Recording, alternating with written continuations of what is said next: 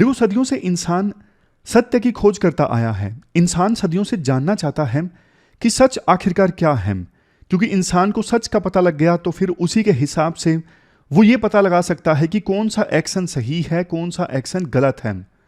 गांधी जी एक बात बोला करते थे कि ब्रिटिशर्स भारत के लोगों पर जुल्म कर रहे हैं क्योंकि उन्हें पता ही नहीं है, उन्हें लगता है यही सच है, हम जो कर रहे हैं सही कर रहे हैं। और इसके अगेंस्ट, यानी ब्रिटिशर्स के एक्शंस के अगेंस्ट, फिर गांधी जी ने चलाया सत्याग्रह, सत्य का आग्रह। समझ रहे हो पूरा कंसेप्ट। लेकिन देखो, आज के समय में ना टेक्नोलॉजी इतनी ज्यादा एडवांस हो गई है कि पता लगाना मुश्किल हो गया है क्या सच है क्या झूठ है। उसी का एक एग्जाम्पल है डीप फेक टेक्नोलॉजी।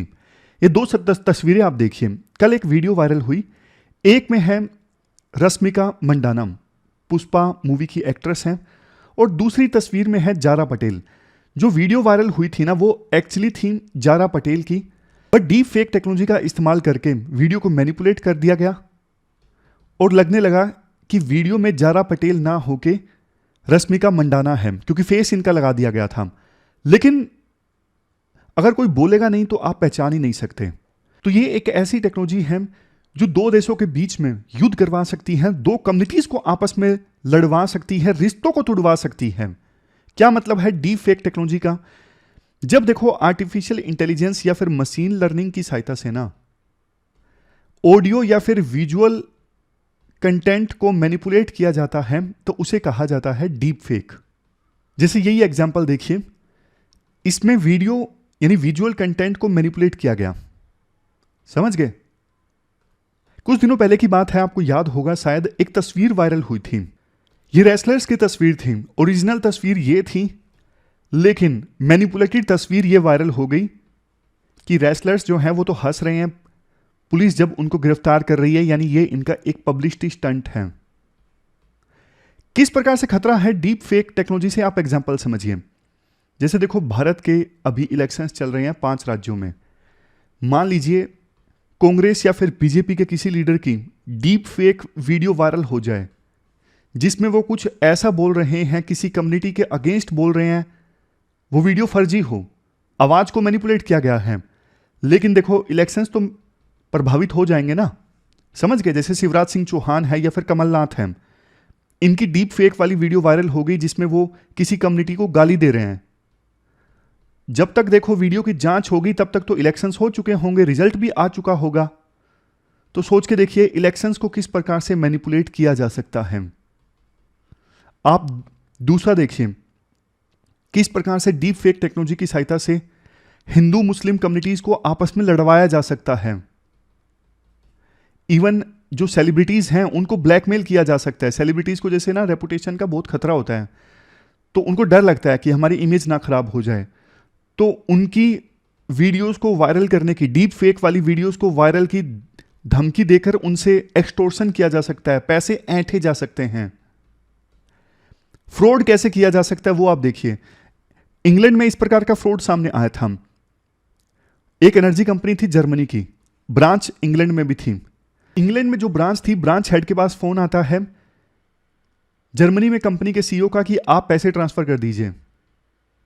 बाद में पता लगता है कि जर्मनी में बैठे कंपनी के सीईओ ने ऐसा कोई फोन किया ही नहीं, लेकिन इंग्लैंड में ब्रांच के हेड ने पैसे भेज दिए, क्योंकि जो फोन आया था आवाज वैसी लग रही थी जैसे जर्मनी में बैठी कंपनी के सीईओ की है, जर्मन एसेंट भी था, यानी फ्रॉड हो चुका था इनके साथ में। तो इस प्रकार के फ्रॉड भी हो सकते हैं डीप फेक टेक्नोलॉजी की सहायता से। कुल मिला के देखो, मानव सभ्यता को ना खतरा बहुत बड़ा है। आने वाले दिनों में जैसे जैसे ये टेक्नोलॉजी और ज्यादा एडवांस होगी, इसका मिसयूज भी बहुत ज्यादा बढ़ेगा। कई सारे देश इसको रेगुलेट करने के लिए सामने आ रहे हैं। जैसे चाइना ने बहुत टाइटली रेगुलेट करना स्टार्ट कर दिया है डीप फेक टेक्नोलॉजी को। ताइवान की सरकार ने भी एक रेगुलेशन लाया कि इलेक्शंस में अगर इस प्रकार की टेक्नोलॉजी का कोई इस्तेमाल करेगा तो उसको पनिशमेंट दी जाएगी। भारत अभी देखो तैयार नहीं है इस टेक्नोलॉजी के नेगेटिव रिपरकशंस को झेलने के लिए, इसलिए सरकार को चाहिए कि इस टेक्नोलॉजी को डीपली रेगुलेट किया जाए। देखो, पहले ना पुराने समय में जब हम छोटे होते थे तो फोटोशॉप, इलुस्ट्रेटर, ये कुछ सॉफ्टवेयर थे जिसमें हम ये सब देखते थे, किसी की मुंडी लगा दी, किसी का धड़ है। लेकिन डीप फेक तो ना उससे सैकड़ों गुना ज्यादा स्ट्रॉन्ग सॉफ्टवेयर है कि पता लगाना ही मुश्किल है बिल्कुल कि डीप फेक वाली वीडियो है या नहीं है। पहले शुरू में जो एक्सपर्ट्स थे ना वो बता देते थे, क्योंकि डीप फेक वाली वीडियो में ना पलक नहीं झपकती थी। लेकिन आजकल तो डीप फेक टेक्नोलॉजी वाले जो प्रोवाइडर है ना, वो इन सब बातों को ध्यान में रखते हुए और ज्यादा एडवांस होते जा रहे हैं। यानी वो नई जो वीडियो बनती है डीप फेक से, उसमें जो पर्सन होता है वो पलक भी झपकाता है। इवन साइड पोज से कई बार डीप फेक की वीडियो बनाना मुश्किल होता है, लेकिन अब साइड पोज से भी वैसी ही अच्छी वीडियो बन जाती है। इस प्रकार की टेक्नोलॉजी भी आ रही है डीप फेक में। देखो, वैसे भारत सरकार का ना एक कानून है, हमारे देश में कानून है IT एक्ट 2000, जिसमें पनिशमेंट दी जा सकती है जो मिसयूज करता है इलेक्ट्रॉनिक कंटेंट को, गलत ढंग से प्रेजेंट करता है। लेकिन डायरेक्टली डीप फेक के बारे में कुछ भी नहीं लिखा गया है। तो सरकार अब इस चुनौती को पहचाने और प्रॉपर कानूनी प्रोविजन करे इसके नेगेटिव इंपैक्ट से निपटने के लिए। इसके बाद नेक्स्ट आर्टिकल में हम डिस्कस करेंगे कैसे टेलीकॉम कंपनीज जैसे एयरटेल और जियो की गलत मांग के चलते हमारे देश में नेट न्यूट्रलिटी खतरे में आ सकती है। आप GS पेपर सेकंड के इस टॉपिक से आर्टिकल को रिलेट कर सकते हैं। देखो, सबसे पहले मैं आपके बेसिक्स क्लियर कर देता हूं। मांग क्या है टेलीकॉम कंपनीज की? देखो, एक तरफ है टेलीकॉम कंपनीज जैसे एयरटेल, जियो। इनका यह कहना है कि भैया हम ना जैसे टावर वगैरह लगाते हैं, इंटरनेट की सर्विस प्रोवाइड करते हैं।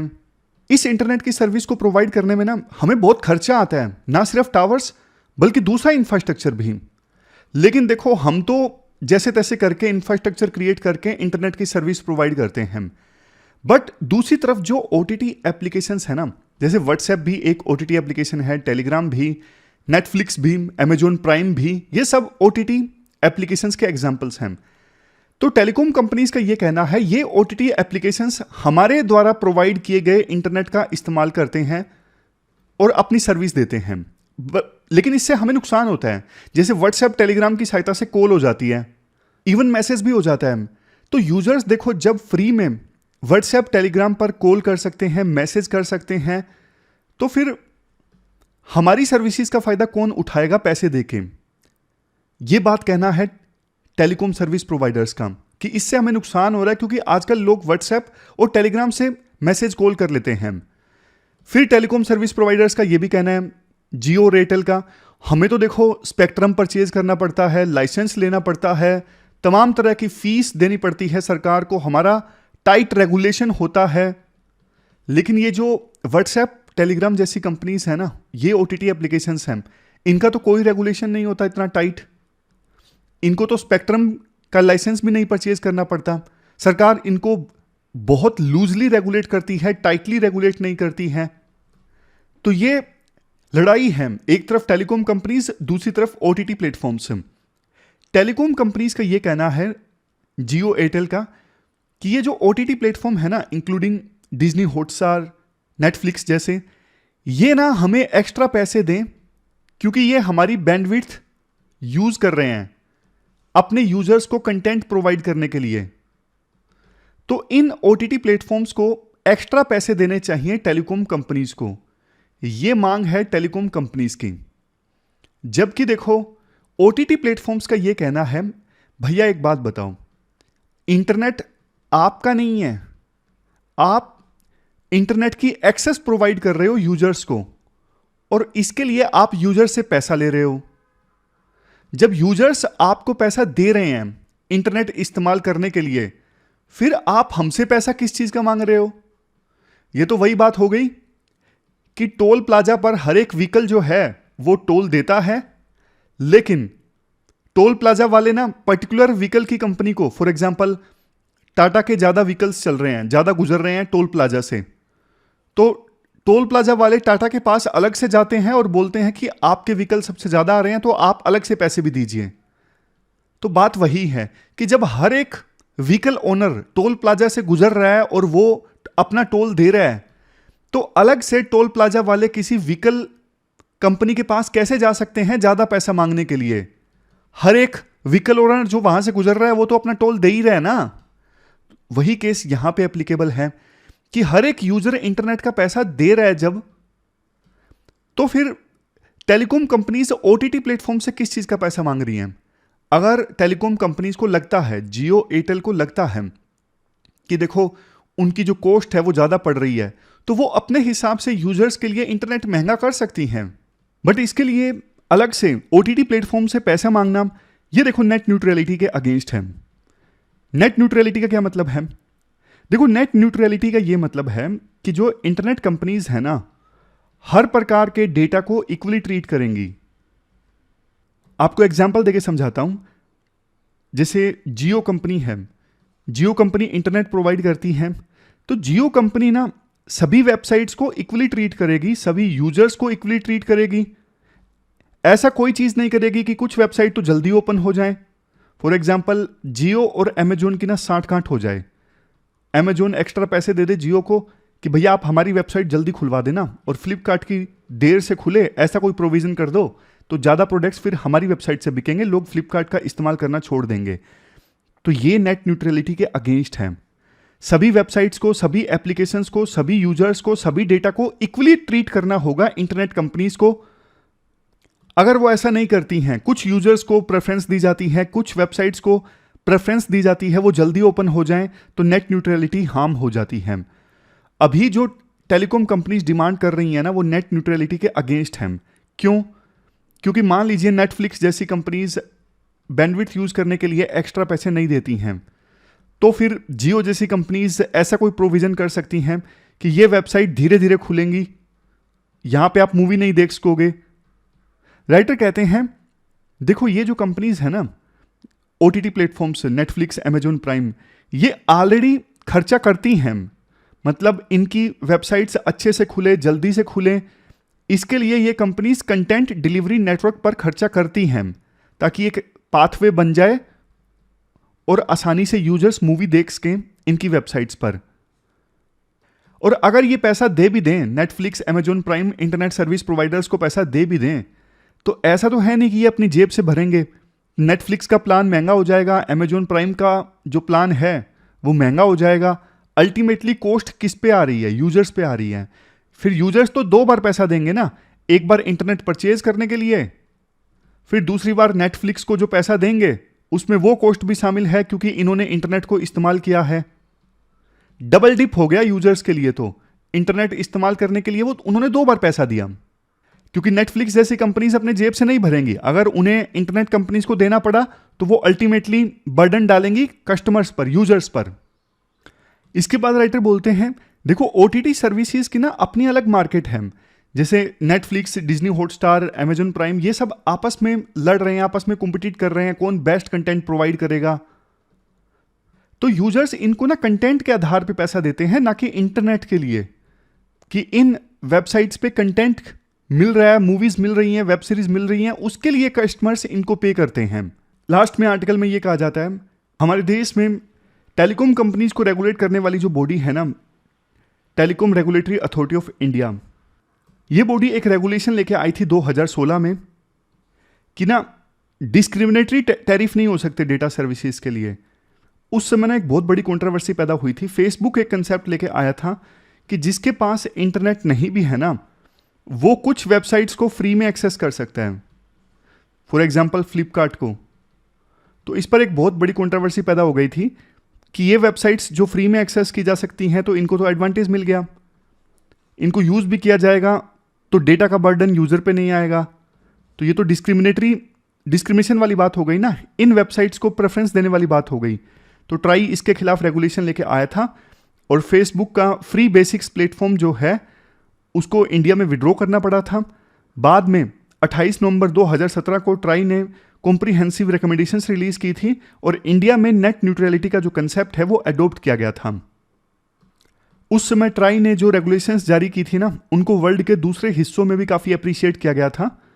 Body of European regulators for electronic communication and try, दोनों ने 2018 में एक जॉइंट स्टेटमेंट जारी की थी ओपन इंटरनेट के इशू पे। बाद में दोनों ऑर्गेनाइजेशंस इस मुद्दे पर सहमत हुई थी कि दोनों मिलके टेक्नोलॉजी और पॉलिसी इनिशिएटिव्स डेवलप करेंगे नेट न्यूट्रलिटी के लिए। बाद में बहुत सारे दूसरे देशों ने भी नेट न्यूट्रलिटी को अडॉप्ट किया। कंक्लूजन में ये बोला जाता है, देखो, जो नेट न्यूट्रलिटी के प्रिंसिपल्स हैं ना, वो ये भी बोलते हैं कि ओपन इंटरनेट होना चाहिए, इसके साथ साथ एक कंड्यूसिव इन्वायरमेंट होना चाहिए इनोवेशन के लिए, कंपटीशन के लिए, कंज्यूमर वेलफेयर के लिए। लेकिन टेलीकॉम कंपनीज की जो मांग है ना, वो कंज्यूमर वेलफेयर के अगेंस्ट है। इंडिया जहाँ पे देखो डिजिटल पब्लिक इंफ्रास्ट्रक्चर जो है आज के समय में बहुत ज़्यादा ज़रूरी है एजुकेशन के लिए, एंटरटेनमेंट के लिए, तो इंडिया में ऐसी सिचुएशन में नेट न्यूट्रलिटी के कंसेप्ट का हार्म नहीं होना चाहिए किसी भी फॉर्म में। ये पूरा आर्टिकल हमने डिस्कस किया, चलते हैं आगे। इसके बाद next article national security strategy से संबंधित है। आप जीएस पेपर 3 के इस टॉपिक से आर्टिकल को रिलेट कर सकते हो। क्या कंटेस्ट है?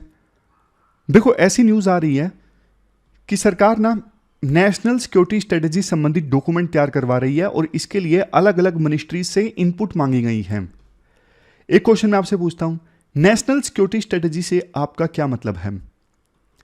देखो, नेशनल सिक्योरिटी स्ट्रेटजी का मतलब यह है, सबसे पहले इंडिया जो सिक्योरिटी संबंधी थ्रेट्स फेस कर रहा है ना, उसको आइडेंटिफाई करना, चाहे वो थ्रेट्स इंटरनल हो या फिर एक्सटर्नल हो, चाहे वो थ्रेट ट्रेडिशनल हो, ट्रेडिशनल जैसे पाकिस्तान या फिर चाइना से युद्ध का खतरा, या फिर मॉडर्न थ्रेट्स हों, मॉडर्न थ्रेट्स जैसे साइबर वारफेयर, इंफॉर्मेशन वारफेयर या फिर आर्टिफिशियल इंटेलिजेंस, किसी भी प्रकार का थ्रेट हो उसे आइडेंटिफाई करना, इवन फूड इनसिक्योरिटी, ये सब चीज़ें भी। इसके बाद थ्रेट को आइडेंटिफाई करके, सिक्योरिटी थ्रेट को आइडेंटिफाई करके रोड मैप तैयार करना कि कैसे इन थ्रेट से निपटा जा सकता है। रोड मैप में ना सारी चीज़ें आ जाएंगी, जैसे कितने रिसोर्स चाहिए। मान लीजिए 2 फ्रंट वार का सामना इंडिया को करना पड़ता है, तो इसके लिए कितना रिसोर्स चाहिए भारत को, क्या रिफॉर्म्स लाने की आवश्यकता है मिलिट्री में, जैसे फॉर एग्जांपल जॉइंटनेस लाने की आवश्यकता है, मिल के काम कर सकें सभी फोर्सेस। तो ये सारी चीज़ें होती हैं नेशनल सिक्योरिटी स्ट्रेटजी में। हर प्रकार की थ्रेट्स को आइडेंटिफाई करके रोड मैप तैयार करना, कैसे इन थ्रेट्स को एड्रेस किया जाएगा। देश की सिक्योरिटी का होलिस्टिक व्यू प्रेजेंट करता है नेशनल सिक्योरिटी स्ट्रेटजी डॉक्यूमेंट। अब क्वेश्चन ये उठता है, आवश्यकता क्यों है? इतने साल नहीं था तो भी तो काम चल ही रहा था ना। लेकिन नहीं, आवश्यकता देखो है। सबसे पहला point, important for military modernisation. जैसे मैंने आपको बताया, हर प्रकार की थ्रेट को आइडेंटिफाई किया जाएगा, तो ना पता लग जाएगा इस थ्रेट से निपटना है तो मिलिट्री को हमें एडवांस करने की आवश्यकता है। जैसे देखो, ड्रोन संबंधित थ्रेट्स को आइडेंटिफाई कर लिया गया डॉक्यूमेंट में कि ड्रोन से कितना खतरा है, तो फिर पैसे दिए जाएंगे कि हाँ, मिलिट्री को मॉडर्नाइज करना जरूरी है, मिलिट्री के पास में एंटी ड्रोन वेपन होने चाहिए। तो फिर डॉक्यूमेंट के आधार पे ड्रोन्स मिलेंगे मिलिट्री को, मिलिट्री एडवांस होगी, मॉडर्नाइज होगी। नेक्स्ट, टू फ्रंट थ्रेट, जैसे चाइना और पाकिस्तान दोनों के साथ एक साथ युद्ध हो जाता है, तो उस समय उस सिचुएशन में कैसे निपटेगा देश दोनों देशों से बॉर्डर पर। उस समय मिलिट्री और सिविलियन लीडरशिप के बीच में कैसी रिलेशनशिप रहेगी, कैसे फैसले लिए जाएंगे, क्या कुछ तैयारी करने की आवश्यकता है 2 फ्रंट थ्रेट से निपटने के लिए। सब कुछ होगा इस सिक्योरिटी स्ट्रेटजी में, इसलिए जरूरी है ये security strategy. Next, fluid neighbourhood. आप हमारा आस पड़ोस देखिए कितना वोलेटाइल है। म्यांमार में डेमोक्रेसी के लिए मूवमेंट चल रही है, पाकिस्तान फेल्ड स्टेट बनने की ओर अग्रसर है, श्रीलंका अभी इकोनॉमिक क्राइसिस से गुजरा है, तमिलियंस को ऑटोनॉमी देने के लिए तैयार नहीं है श्रीलंका। मतलब इंडिया के आस पड़ोस में ना बहुत ज़्यादा इंस्टेबिलिटी है, तो इस इंस्टेबिलिटी के बीच में देश की सुरक्षा करने के लिए नेशनल सिक्योरिटी स्ट्रेटजी की आवश्यकता है। नेक्स्ट पॉइंट, देखो, जब इंडिया की नेशनल सिक्योरिटी स्ट्रेटजी संबंधी डॉक्यूमेंट पब्लिक डोमेन में है ना, तो हम अपने दुश्मन देशों को डरा भी सकते हैं। जैसे मान लीजिए इस सिक्योरिटी स्ट्रेटजी में लिख दिया साफ साफ कि अगर दूसरे देश से टेररिस्ट हमारे देश में आके हमला करते हैं तो हम फिर उस दूसरे देश के ऊपर अटैक करेंगे। ये साफ साफ लिख दिया सिक्योरिटी स्ट्रेटजी में, तो फिर वो देश जो टेररिज्म फैला रहा है ना, उसको भी डर लगेगा, उसको लगेगा कि यार इन्होंने तो साफ साफ रूल बना दिया है कि जिस भी देश से टेररिज्म आएगा वहां पे टेररिस्ट संबंधित जो ठिकाने हैं उनको हम तबाह कर देंगे, जैसे उरी स्ट्राइक या फिर बालाकोट एयर स्ट्राइक। तो वो देश यानी पाकिस्तान डरेगा फिर टेररिज्म स्प्रेड करने में। उसको पता है कि अब इंडिया की सिक्योरिटी स्ट्रेटजी का ये हिस्सा है कि आतंकवादी हमला हुआ तो फिर हम घुस के मारेंगे। Next, information warfare and need for the integrated approach. देखो आज के समय में इंफॉर्मेशन वारफेयर जो है वो एक बड़ी थ्रेट के रूप में इमर्ज हो रही है। अभी इजराइल हमास के बीच में जो वार चल रहा है ना, वहाँ पे भी टिकटॉक की वीडियोस बहुत ज़्यादा वायरल हो रही हैं जो कई बार झूठी भी होती हैं। तो ऐसी इंफॉर्मेशन वारफेयर से निपटने के लिए ना देश की telecom companies, banking, stock exchange, power grid, इन सबको भी मिलकर काम करना होता है। तो इसलिए इंटीग्रेटेड अप्रोच की आवश्यकता है और ऐसी इंटीग्रेटेड अप्रोच में फिर नेशनल सिक्योरिटी स्ट्रेटजी का होना जरूरी हो जाता है। इसके बाद देखो चैलेंजेस भी हैं। चैलेंजेस क्या क्या हैं? देखो चैलेंजेस में ये कह सकते हो, नेशनल सिक्योरिटी स्ट्रेटजी में ना मान लीजिए कोई बात बोल दी कि चाइना ने बॉर्डर पर आगे आके इंडिया की जमीन पे कब्जा किया, तो फिर इंडिया रिप्लाई करेगा इसका और उन सैनिकों को खदेड़ देगा, चाइना के सैनिकों को।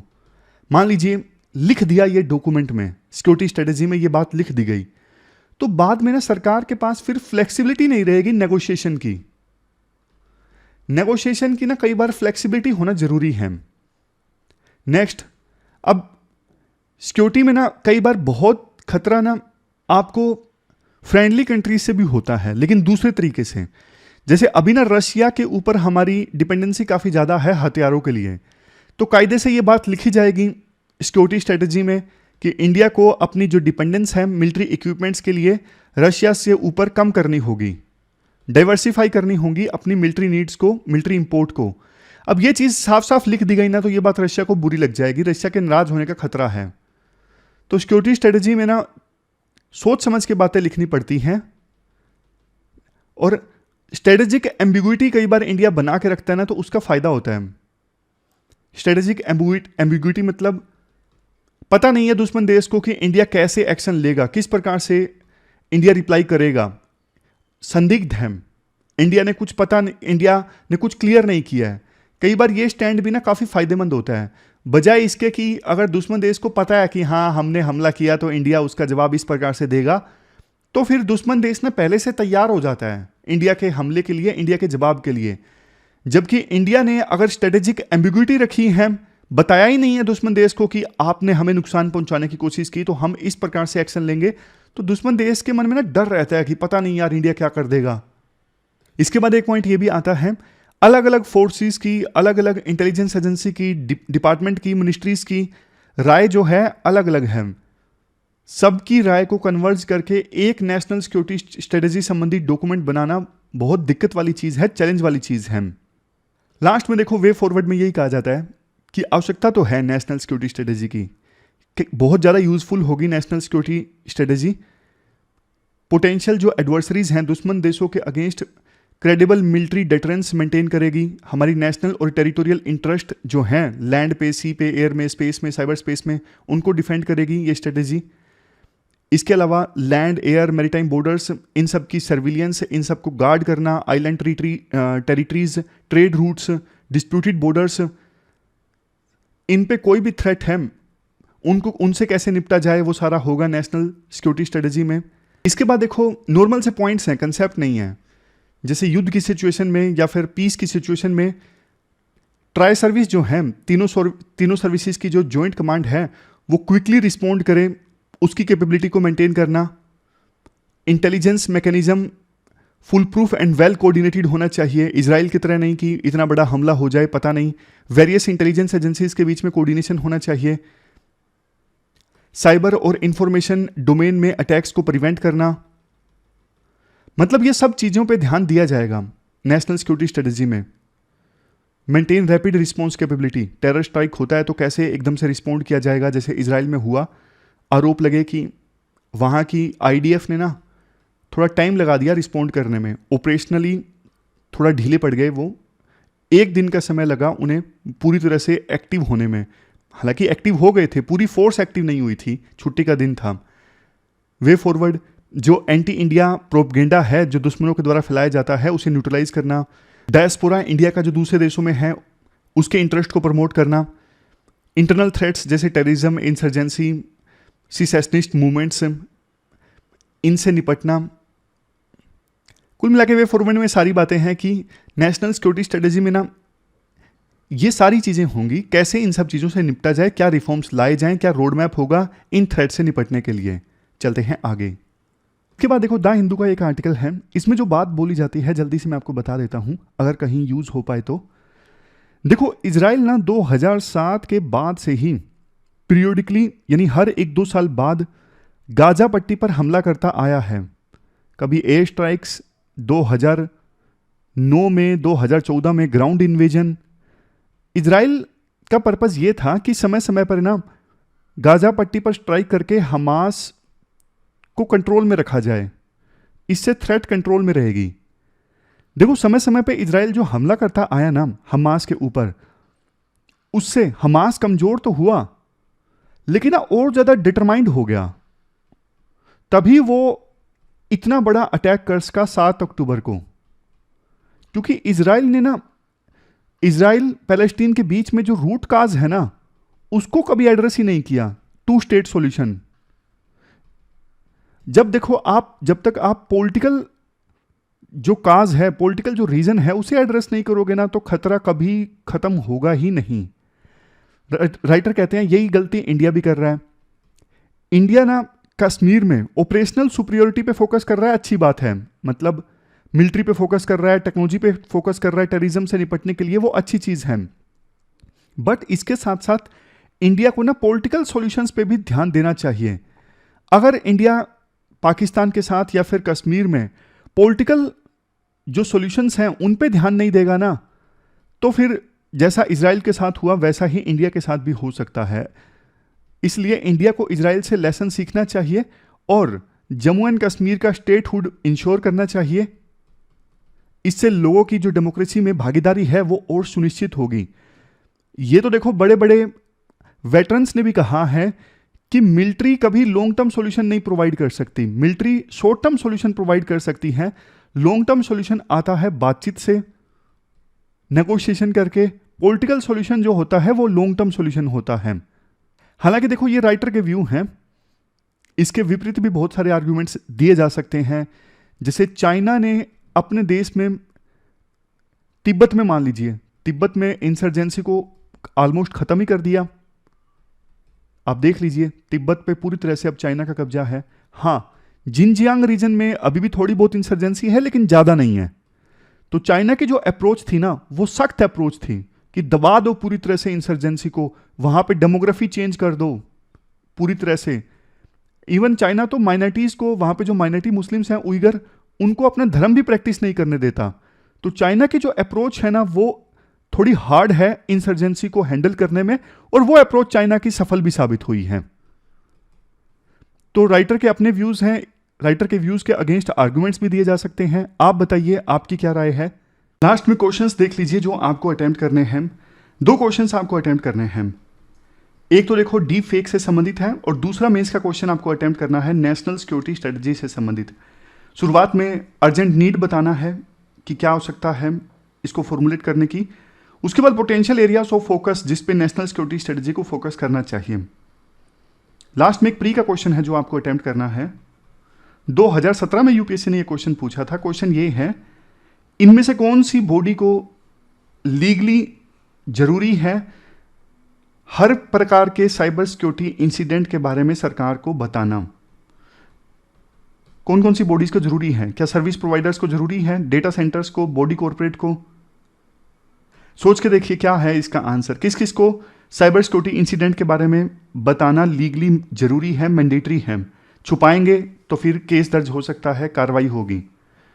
इसका आंसर है डी, इन सबको बताना जरूरी है। अगर इनके साथ कोई भी साइबर सिक्योरिटी संबंधित इंसिडेंट होता है ना तो मैंडेटरीली इनको सरकार को बताना ही होता है कि हमारे साथ में ये साइबर सिक्योरिटी संबंधित इंसिडेंट हुआ है, फॉर एग्जांपल अटैक हुआ है। तो आंसर है डी। 2017 में यूपीएससी ने पूछा था ये क्वेश्चन। तो ये थी हमारी आज की डिस्कशन। कैसी लगी आपको डिस्कशन आप कमेंट बॉक्स में बताइए। फिलहाल इस डिस्कशन में इतना ही है। Thank you very much for discussion.